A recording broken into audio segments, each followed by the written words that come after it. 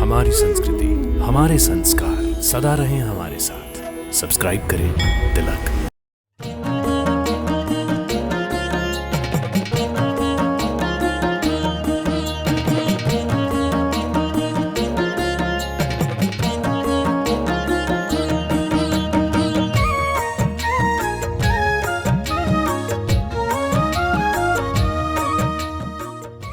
हर हर महादेव। आप सभी भक्तों का हमारे कार्यक्रम दर्शन में हार्दिक अभिनंदन। भारत देश के जम्मू और कश्मीर राज्य के उधमपुर जिले में एक पर्यटन स्थल के रूप में पटनी टॉप विश्व विख्यात है। पहाड़ी क्षेत्र में बसा पटनी टॉप अपनी नैसर्गिक सुंदरता के लिए जाना जाता है। शीत ऋतु में यहाँ भारी बर्फबारी होती है, जिसके कारण यहाँ का यातायात पूरी तरह से रुक जाता है और वाहनों की मीलों लंबी लंबी कतारें लग जाती हैं। लेकिन मार्च 2017 में यहाँ भारत की सबसे लंबी पटनी टॉप सुरंग का निर्माण करवाया गया, जिसकी लंबाई लगभग 9.2 किलोमीटर है।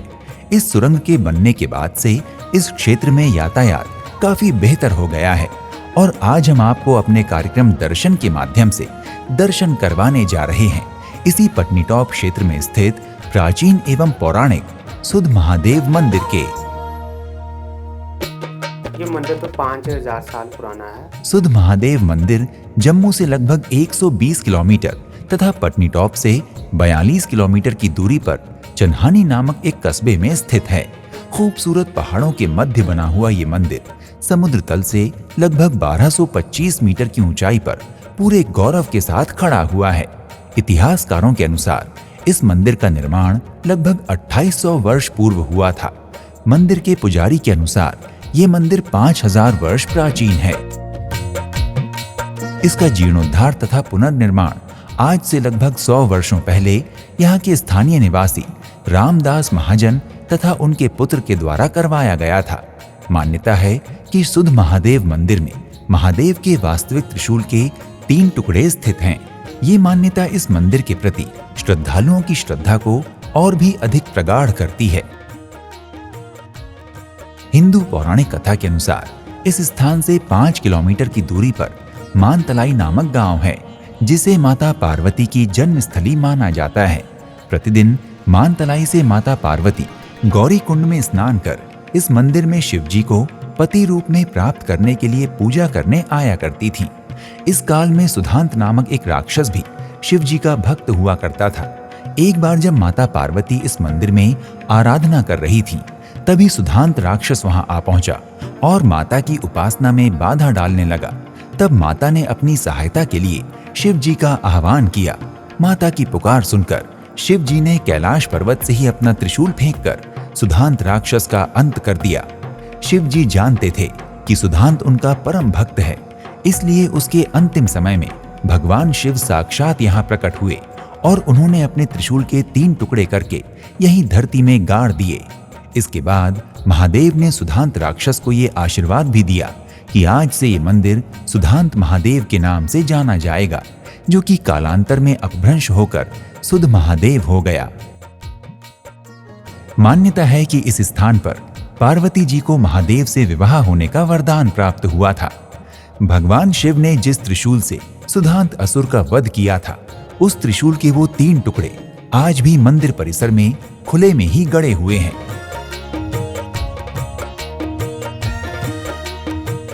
जो तीनों त्रिशूल के टुकड़े शुद्ध महादेव के यहाँ देखे हुए हैं, मैं देख के आया हूँ, फोटो लेके आया हूँ। वाकई ऐसा दृश्य है वहाँ जो मानव को इस जीवन में अवश्य आना चाहिए, यदि वो शिव के प्रति भक्ति रखते हैं, क्योंकि शिव वही तत्व है जहाँ सबका निवास है। देव दानव बाघ बकरी, उसके लिए समस्त जीव ही एक है। मंदिर के निर्माण से जुड़ी हुई एक कथा के अनुसार एक बार एक किसान खेतों में हल चला रहा था। तभी जैसे ही उसका हल धरती में लगा, वहां से रक्त निकलने लगा। किसान ने भयभीत होकर जब खुदाई की, तो वहां से भगवान शिव की एक बहुत ही सुंदर प्रतिमा प्रकट हुई, जिसमें भगवान गणेश व ब्रह्मा विष्णु महेश विराजमान थे। किसान ने उस मूर्ति को दिखाने के लिए राजा के पास ले जाने की कोशिश की और रास्ते में एक स्थान पर मूर्ति रखकर विश्राम के लिए चला गया। किंतु जब उसने वापस आकर मूर्ति को वहां से उठाने की कोशिश की तो मूर्ति उस स्थान से तिल भर भी नहीं हिली। भक्तों, सुध महादेव मंदिर वही स्थान है। फिर यहाँ के राजा ने शिव जी की उस प्रतिमा को इसी मंदिर में स्थापित करवाकर मंदिर का निर्माण करवाया। जो भी भक्त यहाँ महादेव की पूजा करते हैं वो महादेव के शिवलिंग के साथ साथ शिव त्रिशूल के तीनों टुकड़ों का भी जलाभिषेक पूर्ण श्रद्धा भाव के साथ करते हैं। इस मंदिर में नाथ संप्रदाय के संत बाबा रूपनाथ जी की धूनी भी अखंड ज्योति के रूप में स्थित है। और यहाँ पे जो जितना भी जल अर्पण किया जाता है इस मंदिर में, वो जल सभी धरती में समा जाता है। इस मंदिर का जल बाहर नहीं आता। तो इस मंदिर की आप परिक्रमा भी जो है कर सकते हैं। त्रिशूल है, जिस त्रिशूल से हमारा उसके 3 हिस्से, एक हिस्सा उसका जो स्वयं भूमि में समाया हुआ, जिसका कोई आज तक पता नहीं है कि वो कितनी गहराई तक है, क्योंकि हमारे जो राजा थे उन्होंने उसकी खुदवाई करवाई है जानने के लिए कि जमीन में धरती में कहाँ तक समाया हुआ, तो उसका अंत नहीं है। मंदिर में मुख्य शिवलिंग के अलावा शिव तथा पार्वती जी की प्राचीन मूर्तियों के भी दर्शन होते हैं। आपको यहाँ गणेश जी सहित संपूर्ण शिव परिवार के दर्शन हो जाएंगे।